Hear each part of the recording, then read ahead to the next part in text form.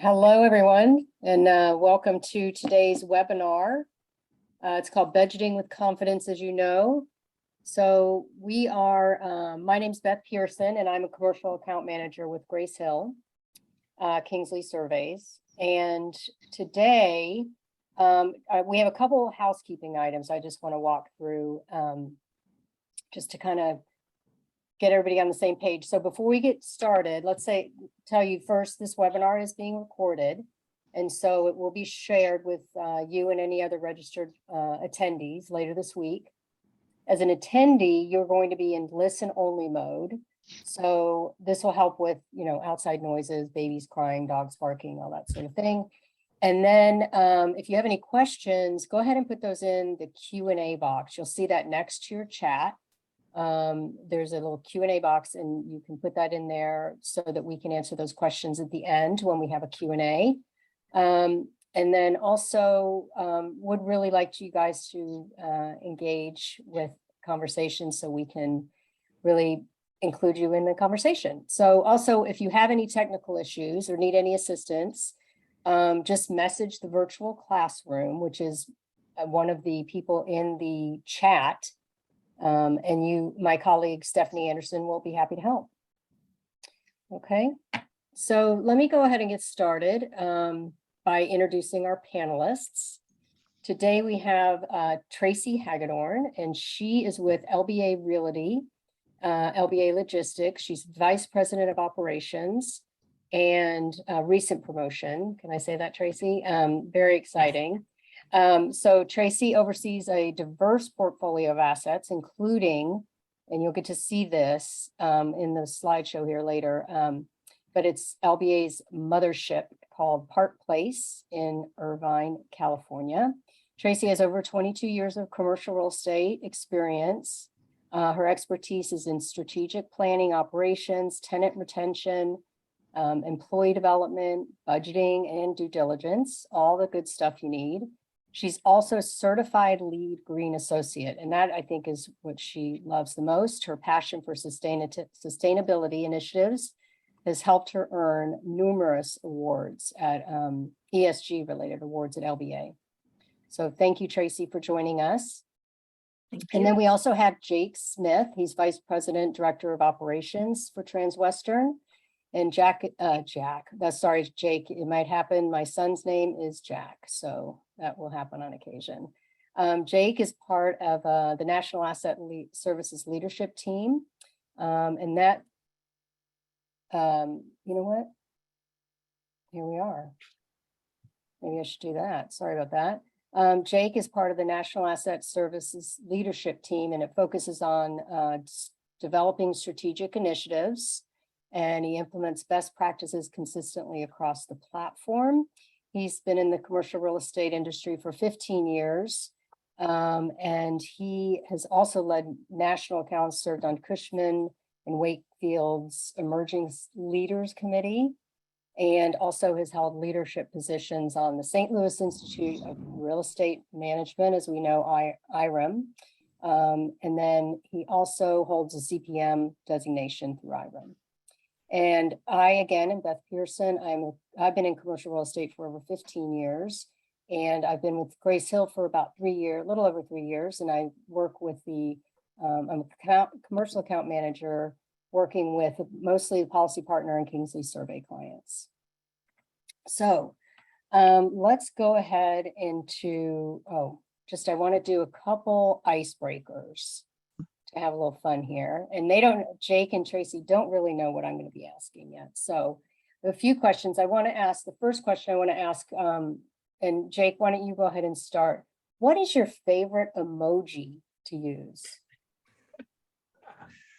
All right. Well, can you hear me okay? I just had a little bit of an audio cutout. So are we still good? All right. Gotcha. All right. My favorite emoji. All right. Well, I think if this qualifies, all right, this is probably maybe oversharing, but we use Alexa at our house quite a bit. And with my kids, my wife, 8 and 11, my boys, and I'd say there's two. Every time that if my wife needs to call us because dinner is ready, there's a dinner bell, kind of emoji that goes out as an audio chime. And then the second one, of course, is just like any good 8 and 11-year-old, find the humor in the poop emoji. So that's always, if I had to say my favorite, it's probably their favorite, but I appreciate That's it. awesome. That's awesome. Thank you, Jake. Tracy? I think I could have guessed that, Jake. I don't know. I know. I think I'm the sideways kissy face emoji. I think you can use that on pretty much anything. I could text Jake, gosh, you're such a jerk today. But if I use that kissy face emoji, he'd be like, Tracy is so nice. Yeah. I think that's the equivalent of the Southern bless your heart. Exactly, Yeah. exactly. Yeah. Well, I can tell you my favorite emoji currently, because at one point it was probably the poop when my kids were in middle school, but now they're in college, so I've got a lot of eye rolls. That's my new one. And of course, kissy face works too when I'm asking them to call me. Mhm. So, okay, well, I think that we should just go ahead and get started. I mean, I could be all day chatting about our emojis, but let's go ahead and get started. We're going to cover some of the, various aspects of budgeting and how to work with your tenants, basically how to yield the highest ROI. And then, what's old is not new now, because we're seeing the big changes with costs as it relates to expenses and everything else over the last couple of years, doing things that we've never done before. So hopefully we're going to see Tracy and Jake, their experience, help you with some impact of your budgeting. So, okay, so let's get started. So let's start with Tracy. How are you planning for these increased expenses and impact of inflation? Well, Beth, I think we have to think strategically this year more than any other year. We've been hit with pretty significant occupancy swings. For example, at this point, Park Place is about 33% physically occupied. We're hoping that as vacations come to a close and Labor Day is over, that there'll be another bump in occupancy, but it's hard to tell. I mean, we're budgeting for, with a crystal ball. So we hope that next year by Q4 we'll be up to 80%, but time will tell. We've got major increases in expenses. So we're in the middle of budgets right now, and I'm seeing the proposals roll in, and items such as that are labor intensive, such as janitorial, security, metal maintenance, landscaping, all those expenses are going up. Electric is going up. Paul, you're asking a question, what occupancy? It's 33% at Park Place. Thanks for asking. So electric is increasing. Our plug load is going up, right? Because as people come in the building, plug load is going up. We have our amenity spaces that are activated again, meaning the fountains are turned on, the escalator run times are longer, back of house electric is energized.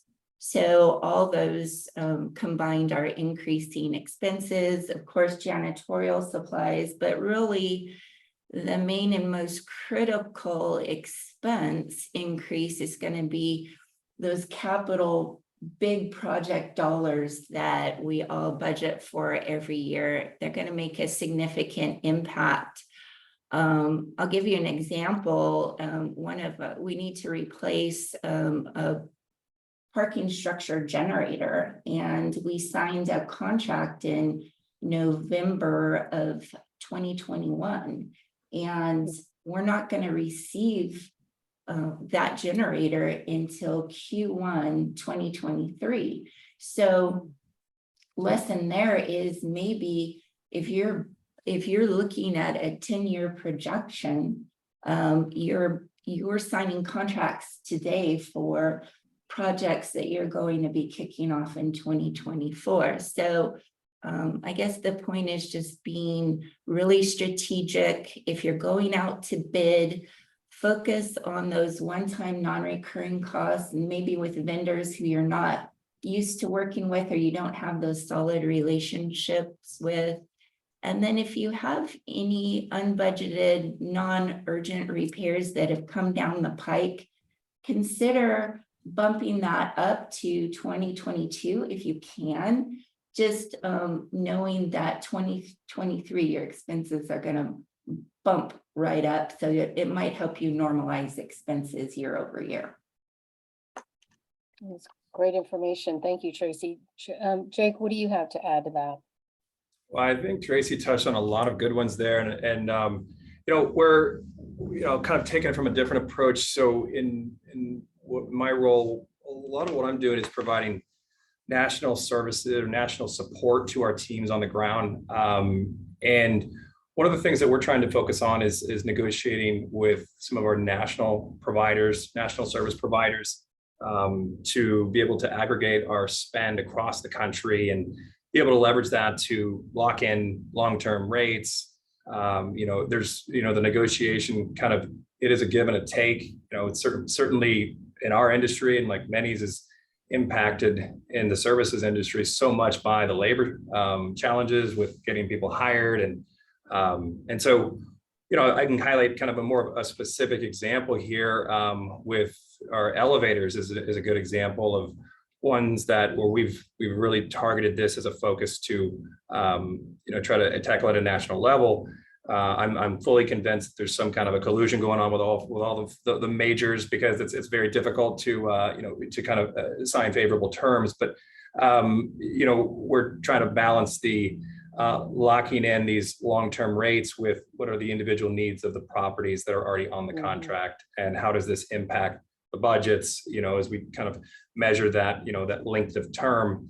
In addition to, working with our owners and understanding what our contracts can allow for. I mean, as a general typical statement, contracts no longer than 12 months with a 30-day out for convenience.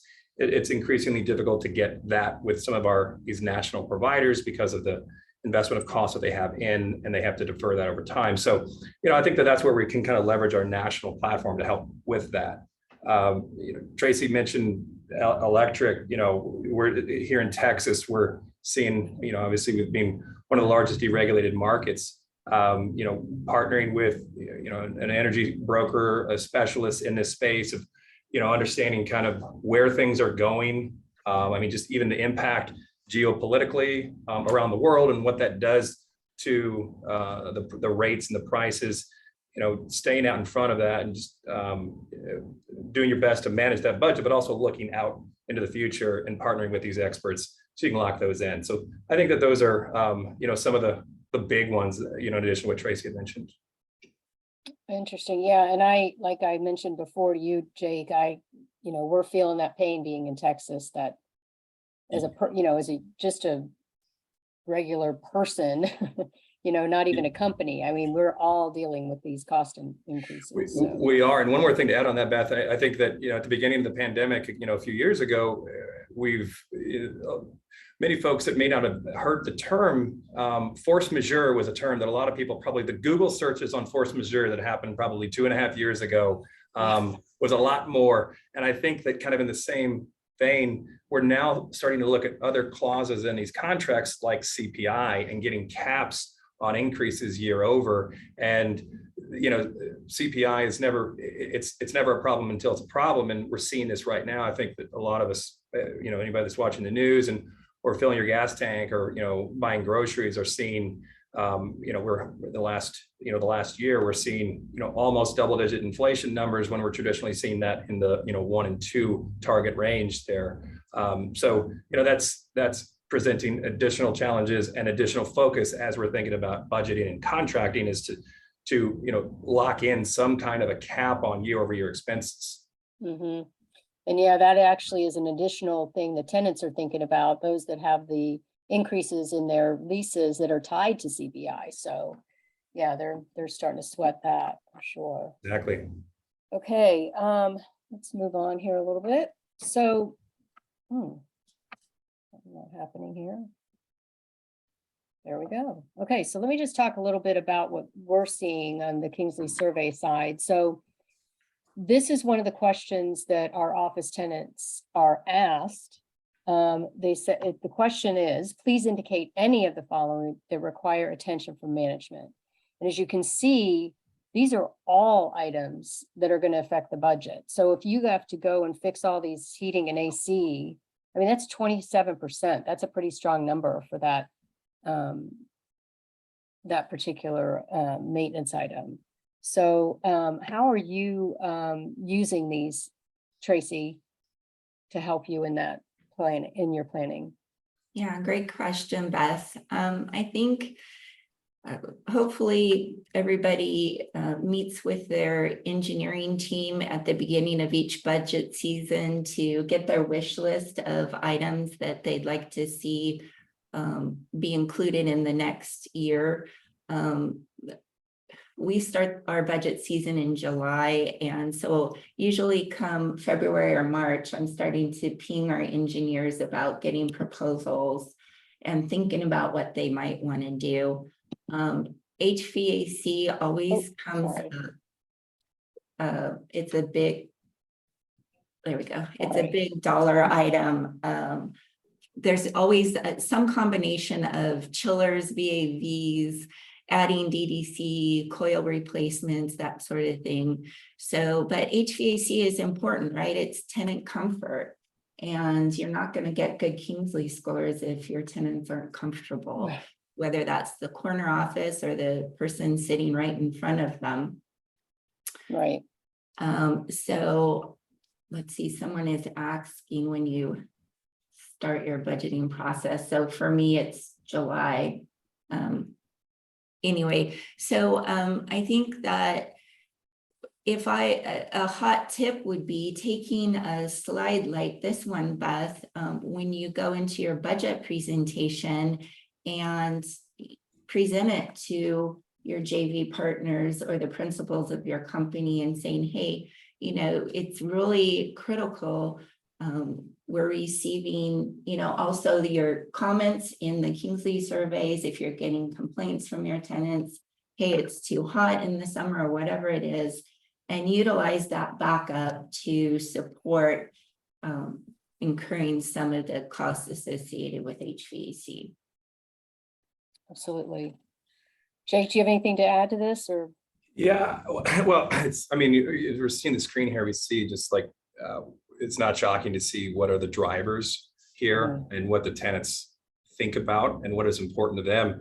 You know, I think as we in the, you know, the management business are thinking about serving those tenants' needs, one of the things that's just really been exacerbated in the last 2 years and 2.5 years with the pandemic is we're competing against the home right now. And there's no indication that that's going to, you know, ever really return to the way it was. So what that means is that we've got to, you know, the niceties and the things, the comforts that folks are used to at home, we can't give them a different or lower experience when they come into the office, you know. So it's really a hyper focus on this of, you know, kind of how to best use that budget to address the needs that we know they are accustomed to, especially now that we're competing against the remote work environment. Yeah, yeah, and all of these items here are really what you both said about comfort. You know, they want to, and I hadn't thought about that before, Jake, about the comparison. Like we're trying to battle against them, you know, get them in the office. We don't want, you know, competing against home. That's a huge deal. So truly. Good point. Okay, so when you're talking about to your, I'm sure they're not, you know, surprised with all these increased expenses. So what kind of conversations are you having with them as far as these increased expenses? Tracey, you want to start? Yeah, so the message that we have to convey to our tenants is that we're doing everything we can to keep costs down. Hopefully all the property managers out there have great relationships with their tenants. And we just tell them that we're doing our best and that hopefully they trust us because of those relationships. The story that we tried to tell in the past is that, maybe we went out to bid and we were able to save 7% off of our pressure washing contract. Well, now when we go out to bid, a great story is that expenses have remained flat, or maybe there's just a 2% increase. So I think that definitely the conversation has changed, but it's important that you talk to your tenants about increased expenses throughout the year so that when they receive their CAMREX, it's not a shock. So I'll turn it over to Jake. No, I would just double down on what you said there, Tracy, around, like the first time you talk to them about expenses it can't be the first time you talk to them, right? That relationship is an ongoing discussion, and you build that over the years and you build that level of trust. So you can't just wait until one time of the year to deliver some bad news.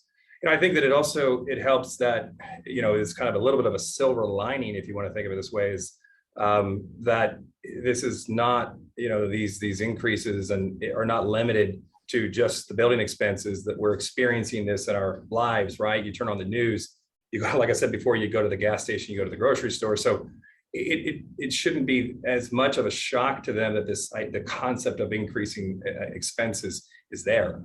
But I think that, psychologically, it helps to maintain that conversation with them throughout the years. And then also, I think that it helps to, Tracy mentioned, kind of the bidding out process and what it could, historically what we could have been able to save or being able to hold it flat. I think it's important that we, highlight, the what could have been, right? What we're looking at trending expenses in this direction. However, but for what we did, we were able to limit it to this. So while you're seeing this marked increase of X, it could have been X plus Y had we not done the measures that we took. Okay. Yeah, I think communication. It's almost the new location. So, okay, so how do you normalize these expenses? So we're talking about, like, historically, you used to be able to really look at them historically and compare them with actuals. And now with your budget, you wanted to compare it with actuals, but now that's all over the place because things have changed so much. How are you normalizing that? Yeah, so I think you have to understand a little bit about Park Place. So it's 105 acres. It's 2.1 million square feet of office, 200,000 square feet of retail. There's a whole common area component and parking structures, amenities. And so pre-COVID, it took a staff of 110 people on a daily basis working behind the scenes to make sure that the tenants received a Class A office experience.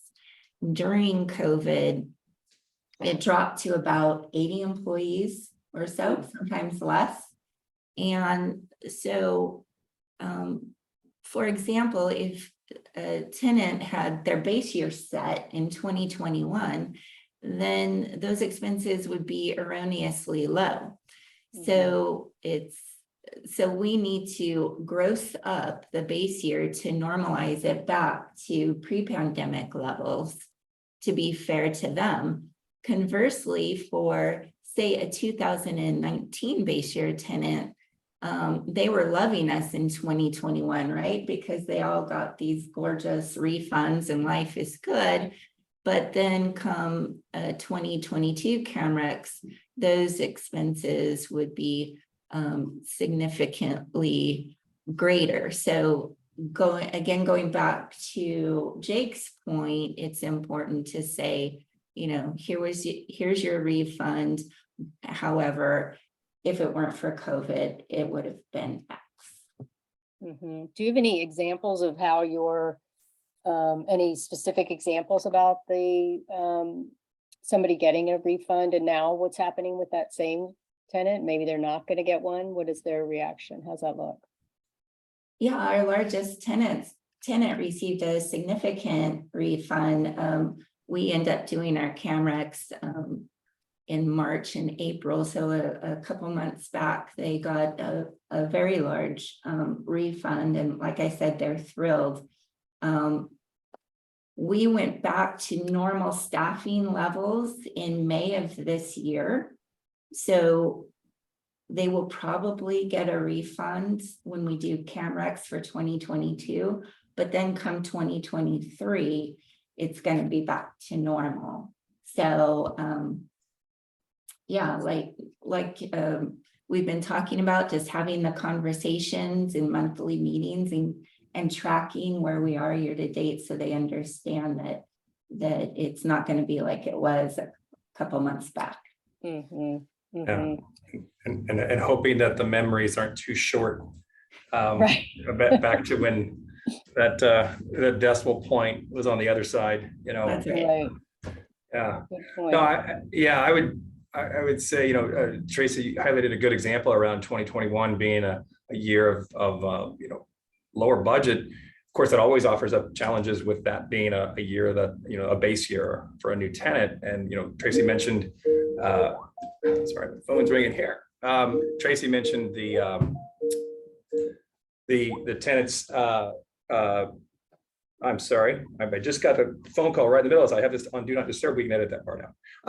No, I think that it starts not this year, it starts last year. You have to start in the moment. You have to start understanding how that a decrease in expenses can impact, you know, years into the future. So you start looking at some of the timing of things that, you know, not only additional to the gross up opportunity, you look at otherwise projects that may be deferred or delayed into the future. You may consider starting them earlier, right? You really kind of mess with that time variable of things that needed to happen. You bring them into this year, or things that if you're conversely, if you're over budget or you're trending that way, you may look to try to push it to another year, so, or to the future year. So I think that those are, you know, some of the strategies that you try to put in place, you know, and, you know, I think that we talked about, you know, another thing that I would highlight an example here of the way you can kind of use that time variable of making decisions around. An example would be like a parking lot overlay, right? So you may have a deferred, the deferred maintenance, or you just, you know, over time, you know, the degradation of the parking lot.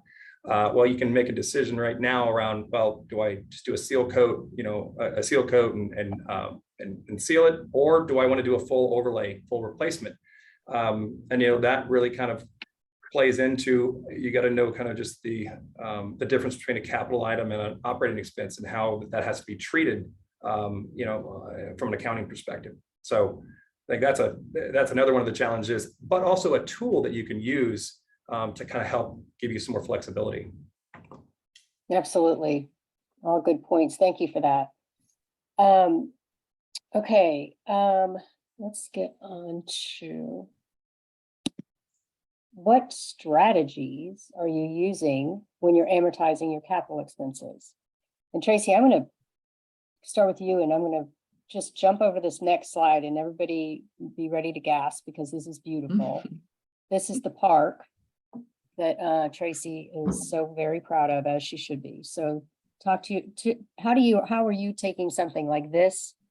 This is a huge capital expense. I know you had it kind of looking like you were going to do it, and then you kind of sped that up a little bit. Why don't you tell us a little bit about how this happened? Sure. So this is my baby, my pride and joy. I've been managing this property for over 20 years now.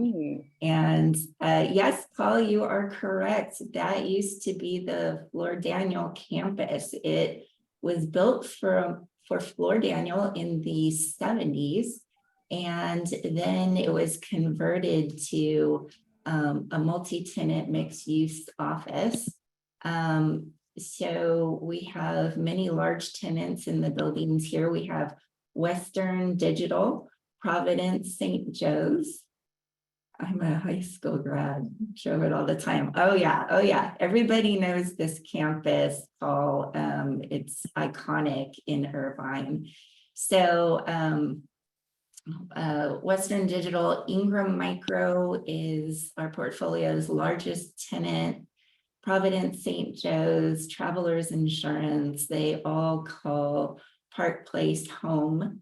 And they're the reason why we're here and why we do what we do. This project called The Park was funny. We had an architect come visit the project a few years back, and he said, love the campus, but where's the park in Park Place? And it was so funny to hear that perspective, because I had never contemplated that before. So this is actually Orange County's first green roof. If you see this park area, underneath is a single level office building that connects the atrium buildings that you see in the background there to the tower, which is where I'm officed right now. And this green roof used to be, it was planted in 40 years ago, and all the trees were overgrown and the hardscape was cracking, and it was just, frankly, it was ugly. And so we had architects come in and come up with this design for a common area space where we could offer our tenants a gorgeous outdoor amenity in beautiful Southern California. I think it's 78 and breezy today, and it's just gorgeous. So we like to be outside, Beth. Classic California weather. Yeah. Today. Yeah. So anyway, so this park was built, it was approved pre-COVID. We had plans to kick it off right around March of 2020. And so what we decided to do was expedite it, because all the tenants left the building, and of course everybody kind of held their breath, and it was like, okay, what do we do now? And so after come June, we just hit the gas on all of our capital projects, and this was one of them, because this would have been a huge challenge to develop, with thousands of people underneath. So anyway, right in the foreground here, you see that's an amphitheater. So tenants will be able to have hundreds of their employees come sit and have their meetings outside. Just to the right there, that's a bocce ball court. Straight back from the bocce ball court is edible garden space. If you could see those black rectangular planters, those are an edible garden. Just right to the right of those edible gardens is going to be a putting green. We have not only a basketball court, but pickleball. And I suspect that pickleball is going to be one of the biggest draws to the park. Just be trying to. What's Yeah, that? sorry. I was just going to say, now we got to keep everybody in their offices getting work done, right? Yeah. Yes. It's a great space. Great Wi-Fi out there if you want to take a meeting outside. There, the trellis area is a barbecue space. There's 2 large barbecues. You can hook up your keg. There's a bar. There's a flat screen TV and outdoor restrooms. And then there's a meandering path just past that connects one side of the campus to the other. So it's really a really beautiful place to be. And I hope that it'll be used. I know it will be used as soon as the gates drop in September. So to your question about capital, landlord, so we assume that a portion of this cost is going to go towards leasing, because this park is going to bring tenants to the building, and it has already. So we've had great leasing activity, and those tenants, we ask them after they sign the lease, why did you decide on Park Place? And across the board this year in 2020, 22, they've said, because of the park, I want to incentivize my tenants to come back. So 40% of the cost of the park will be passed back to our REA participants, but it will be over a 40-year period to make it more palatable to the participants. 60% will be absorbed by the landlord into leasing expenses. So I'm happy to share this with you. I hope everybody is as excited about it as I am. I think it's incredible. And I think honestly, you know, I was kind of joking about like getting people back in their office, but the beauty is too, that this is a real great way to support your tenants. You know, it's like, we want to help you be successful. I mean, your tenants can have, you know, meetings here, bring in clients from outside, meet down here, do a barbecue. Because the weather's so beautiful in Southern California, you don't have to worry if it's going to rain or hurricane like Jake and I do. So, or be sweltering. Yeah. Is Beautiful. is it just me, or is pickleball just taking over the world? Yes. Yeah, these are like, as you're thinking about like, what are the table stakes that you have to have from an amenitization standpoint? Like, we gotta have a pickleball. Yeah. Not a bad thing. So Jake, do you have anything to share about how your, you know, what kind of strategies you're using? Yeah, I mean, I think you know, a moment ago, I kind of highlighted you know, talking about the difference between operating expenses and capital and how you can kind of play with that. But one thing I would add here, and just an observation that just ties into all of this, when Tracey had mentioned, you know, talking to the tenants, the new tenants, and asking them, well, what is it why did you choose? You know, what a novel idea to ask them, and, you know, to poll our tenants, which is exactly what we're doing with the survey here, and being able to make informed decisions based off of data-driven, you know, trends and analysis, and, you know, being able to kind of to have that feedback loop rather than just saying, you know, thinking and assuming. So it really just ties well into this whole theme of let's ask them, let's ask them what they want and take action upon that. Yeah, and lessons learned from why did you sign a lease? There's your, you know, lesson learned. That's great. Exactly. Okay, well, we could stare at this picture all day, I'm sure.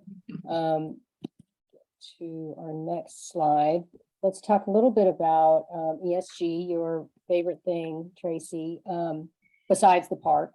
Like, they kind of tie into each other. But so what we're seeing, here's another question we ask on our surveys, and it says, how important are the following sustainability initiatives to your company? Well, as you can see, over the past several years, it's pretty much remained, you know, a little bit flat on certain things, just high expectations, but straight across the board. But this year, this electric car charging has super duper increased, almost double since, what is that, 2019? So, you know, those are the kind of things that probably are something that will help you as you are doing your budgets. Like, okay, now we need to talk about investing in, you know, electric car charging for our tenants. How do you see this, Tracey? No, I feel like I'm doing all the talking. Jake, you want to take this one? Well, I would say I'm actually very well. Okay, I'll kind of speak to the EV charging, and, you know, I can just speak from a very specific anecdote that just happened in the last 3 weeks. And we've got a client that actually, it's a very new client, asking us, how are you handling the EV charging stations at the buildings? And then also, how are you charging that back? And then how do you systematize that charge back to the tenants? Is it viewed as an amenity? You know, because otherwise, you know, how do you just prevent there being so many challenges with that? How do you know how many to have? You know, there's also space needs that comes with this. So I think that, and I'd love to hear Tracey's thoughts on this too, because you're kind of living it firsthand. But the challenges of this, you know, this emerging technology that is only gaining traction is something that we're still trying to figure out within the industry. All right, but it's interesting to see these stats staring us in the face, just how much that it's changing, and just like that, the arc of that trend curve there is so steep. Yeah, That's interesting. That is true too. It's like you have to go, okay, well, they want the car charging, but okay, do we have a space? Like, how is that going to affect everybody else's parking? So, yeah, good point. This slide is so exciting to me. I love sustainability. The recycling program we have here is really robust. Of course, we roll it out to our tenants. We incentivize our janitorial team to recycle, but we're taking it further in that we do organics waste. So the produce, uneaten food goes into organics recycling for our largest tenants and at our retail center. And then with regard to electric car charging, I mean, we have 36 here on campus, 12 of them Tesla installed at 100% their cost. They installed their own transformer. And so it's a very popular amenity with Tesla drivers. I think that we are looking really close at how many more charging stations can we put in our buildings and what is the cost, and tracking those rebates to make it affordable, because I drive a hybrid myself and it's a challenge to get a station. It's very popular right now, and it's gonna keep increasing. So That's a good point. Good point. Yeah. Anything else, Jake, on that? Well, one thing I would just highlight is just I was looking at our annual CSR report, our corporate responsibility report, and I'll just kind of read from how we leverage this, the Kingsley survey information, and how this plays into kind of our strategy, our ESG strategy that we report on every year. I'm just reading verbatim here. Green practices have been linked to benchmarking gains of 7 to 30 points on the Kingsley Index. And so, it's not just about how we use it at the building, but also how we talk about it as we make it part of our life, right? And how this is part of our corporate, this is part of our, DNA that is, and a focus that is sponsored, from the top all the way down to the bottom. Right, and that's a newer focus, obviously, because this has not been in the forefront for that long. I mean, it has been, several years, but it gets more and more in the focus for sure. Exactly. Okay, so with that said, we've kind of touched on this throughout this call, but maybe you guys can talk a little bit more about how your tenant surveys help impact your budget decisions. Jake, you want to start? You were kind of in that mode. Yeah, I mean, I think, just highlighting one of the comments I made earlier is just don't wait until something's wrong to know that it's time to change it and to try to fix it. And so by proactively staying in contact and doing it in a way that you can see how it's trending, it allows you to stay out in front of this. And we've highlighted a lot of examples over the last 45 minutes, but I think it's just being dedicated to a data-driven approach to, future-looking budgeting. Excellent. Tracey? Okay, so as you mentioned earlier, I've been in the industry for over 20 years. And first it was with Irvine Company, then it was with McGuire Properties, and now with LBA. And Kingsley has tracked my progress from being an entry-level position as a APM all the way through where I am in my career today. And so it's been an incredibly important metric for me personally, as well as for the property and the team. So when we usually go out, we send our surveys out in September, they're done in October or so, and then we receive our feedback in January. And we use that feedback, especially the constructive feedback, as our plan for the coming year. So we track it in Salesforce, and it's utilized, say, a tenant wants to be contacted once a month. I have the team set their an invite on their calendar that once a month they're going to see XYZ tenant, and they're specifically stating, you know, this is my monthly check-in. So it's very clear that they're doing what the tenant has asked. So, but it has many other uses. At my level, I prepare a JV partner quarterly financial package. And so that package, the cover letter, states very specifically that, you know, what our survey results were for that year, and how it compares to not only the Kingsley average, but the LBA portfolio average. So it's very important to me that I continue to challenge the management team to keep those scores up. In addition, we do biannual scorecards for LBA. So all the regional operations managers submit a report, like how is their asset performing? What is the NOI compared to budget? How is the bidding process going? Is your property LEED certified, ESG certified, and on and on? But part of that scorecard is Kingsley. And so, you know, that entire report flows into the team's comp package. So it's very important that we maintain the best scores we can.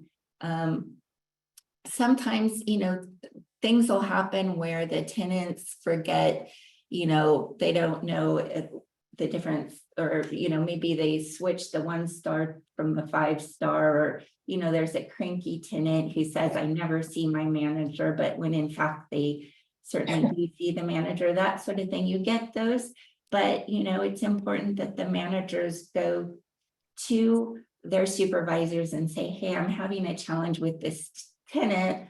I want to fix this before the Kingsley surveys go out. Will you please help me, you know, work on the relationship with this tenant? So anyway, I just have been very thankful for that service over the years. And anyway, I appreciate what Kingsley does. Yeah, well, thank you for that. Yeah, we think, I mean, basically kind of what we've been saying all along is that if, you know, the surveys help you with collect this actionable and relevant information that really can help you to focus on the areas that need attention, that your tenants see as needing the attention. So sometimes you're being in that building, you're not in that building every day, so they get to see it and they know what they want. So really very helpful. So I think that's all the questions. Thank you both very much. I do want to get to the Q&A. Oh, well, we just kind of talked about how great we are. Sorry. We're going to go here. We're going to do Q&A. So let's see. Stephanie, I think, was going to put some in here. Okay. Okay, so let's start with the first one here. And Tracey and Jake, I'm going to let you guys just answer how you think. How are you estimating the return to office expenses for 2023 as so many companies are grappling with their employee policies? Good. Go ahead, Tracey. I think maybe what Paul is asking, and Paul, correct me if I'm wrong, but through the budgeting process, we are looking at escalating our return to office physical occupancy as Q1 would be 35%, Q2 60%, Q3 70%, and then Q4 80%. So it's, again, it's a crystal ball, but hopefully it's accurate. We'll see. Time will tell. And let me know if I'm not answering that correctly. Yeah. Do you have anything to add, Jake, or you want to? I mean, I think that that approach, kind of having a staggered approach, that again, you know, the crystal ball that doesn't actually exist, you know, because we're seeing things change, but I think that directionally, one of the biggest points or the biggest variables there is the physical occupancy that is Mhm. hard to predict, but being able to tap into not only surveys like the Kingsley survey, but also some of the other industry information around polling the estimated return to office. But I think that we're Yeah. still going to, like I mentioned earlier about the competing with the home work environment. I still think that we're going to have challenges that I think we're going to continue to see hybrid work. So, the physical occupancy on Monday may be different than it is on Wednesday. And so I think that's certainly a trend that is going to continue. Yeah. And knowing those, it kind of helps inform how we're going to budget. I don't know if I can Yeah, get into specifics. Exactly. I'm sorry to interrupt you. I think, I don't know how we're gonna go back to 100% all in office. It just doesn't seem like it's maybe in a few years, but it's a little bit slow to go. So this is a question actually that was kind of in my mind, Tracy, and then it's also here in the question. And both of you can answer this, but I think Tracy, when you were talking about your, all the ESG information. So how do you actually have a specific line item devoted to ESG, or is that something you do a specific line item for? Yes, I'm gonna say yes and no.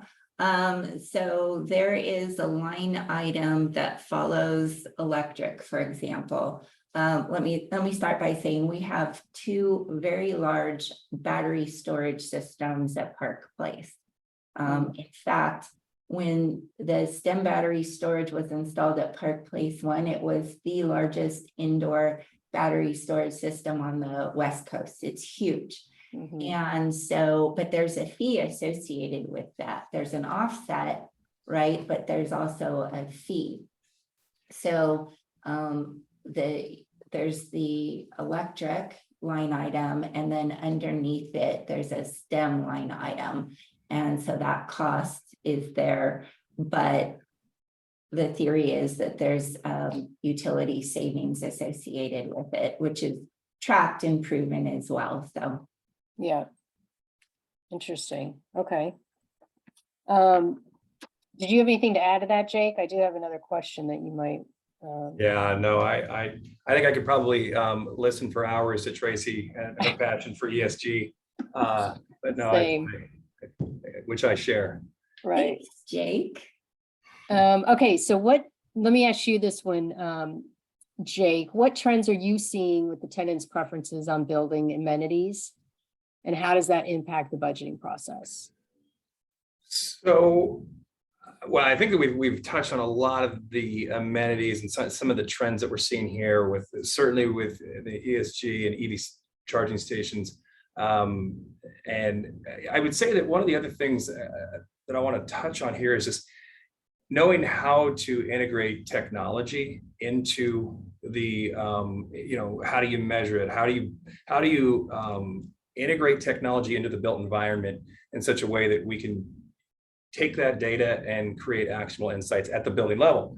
For example, we've partnered with, one of our technology partners in building a tool, or leveraging their tool to get, within their hands, being able to order, food from their phone. Their phone is also gets them in and out of their space. You can call an elevator, you can invite a guest, a visitor. So the visitor management, there's, the system ties into occupancy sensors that can give feedback back to the building automation system to know how to optimize and put the air where it needs to be. Of course, kind of knowing how to balance that against letting too much air in.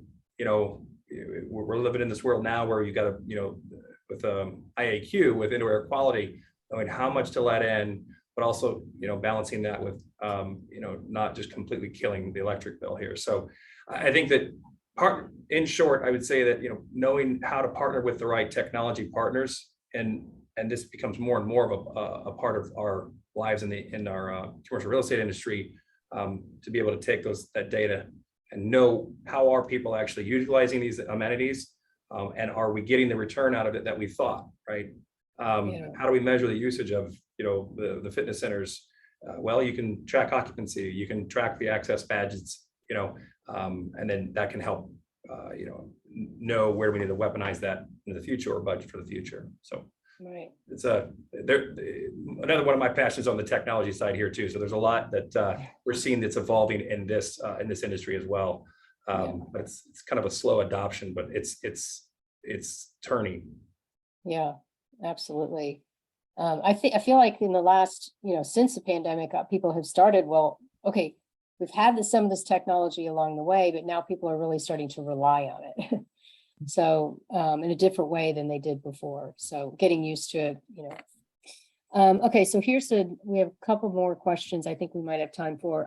What sources do you rely on to keep you updated with return to office trends? It's a good question. Want me to take that one? Go ahead. I think, having my managers speak to the tenants directly in their monthly meetings is really my best source. We have employees on our parking team that literally count the number of cars in our structure twice a day. So we have been doing that for the last 2.5 or so years. So we have pretty accurate data of who's coming back, when and why. And when there's a spike, we go to the tenants and find out what's going on. So,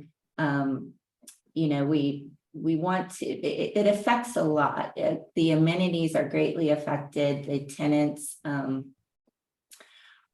we want to have enough food service for more employees. So whatever we can do to follow those trends and stay on top of it, we will. Good point. Jake? I would say that, some of the other interesting places that this data is being aggregated is, one of the major building, access control companies publishes the aggregated badge-in statistics and, down to the day and to the week. So you can actually look at this and kind of bisect it by market. So I think that's an interesting way to, kind of measure that. Of course, that's not necessarily predictive for the future, but it certainly allows you to see as things are starting to ramp up, or you'll start to confirm what you're already experiencing as well. We're also talking to some of our other industry vendor partners, it's interesting, I speak with our janitorial supplies provider, and that is a very close proxy to building occupancy is the consumables. And they're seeing, we can kind of share our data across both of our groups here and kind of see some other things that maybe the other one wouldn't see. But that's another way of kind of measuring that. Great point. Great point. I didn't even think about that. Okay, so we have one more question, and I think we have 2 minutes left. So let's go ahead and quickly try to answer this one. Which utility do you see as having the highest cost? I know what we can say, Jake, in Texas, cost increase for 2023, water, electricity, natural gas, something else. Jake, you want to start? Okay, well, I am not an economist, but if I were to, and the answer is going to be, it's probably going to depend, and which is not a great answer, I know. But I think it's also going to be shaped by factors like deregulation, and whether or not that you're in a deregulated market around electric or gas. And then also what are some of the other government incentives that are being in place, whether at a federal level or at the state and local level. Those are going to have impacts on it. I think that what natural gas is going to continue to be one that especially on the global market, we're seeing how that impacts and what's going on in Europe right now and how that puts strains on the natural gas supply. So I would say it depends on where you are. Yep, exactly. Tracey, real quick. You have some Super quick. LBA has a long-term commitment to decarbonization. All of it is important to us. Electric is going up greater than everything, faster than all the other utilities. But I will tell you that we have a contract with Direct Energy, thankfully, that keeps our utilities flat. so we can pass on those savings to our tenants. And we're thankful that our team had the foresight to put those contracts in place a couple years ago. Excellent. Well, that's it. That's all we got. Thank you so much, everybody. Thank you so much, Tracy. Thank you, Jake. And we're here all week. No, I'm just kidding. So glad to have you guys. Glad to see you. And that's it. All Thanks, righty. everyone. Thanks, everybody. Thanks, everyone. Bye. Bye.